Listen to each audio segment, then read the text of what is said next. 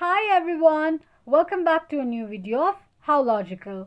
Today in this video, I'm going to show you how you can block someone on your Tinder application.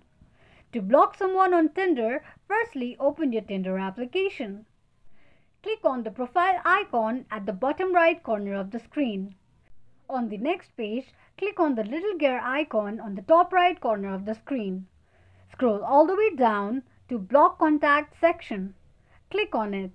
On the next page, click on Continue. Search for a name or contact you want to block. Click on the contact and tap on Block Contact. If you want to unblock the contact, click on the Block Contacts once again. On the next page, click on Blocked option right next to the contacts. The contact or a person you have blocked will appear on the screen.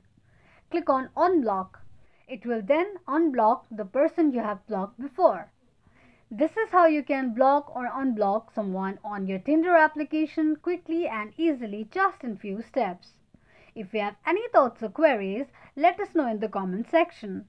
Don't forget to subscribe to our channel. Also press the notification bell icon so that you'll never miss another update from us.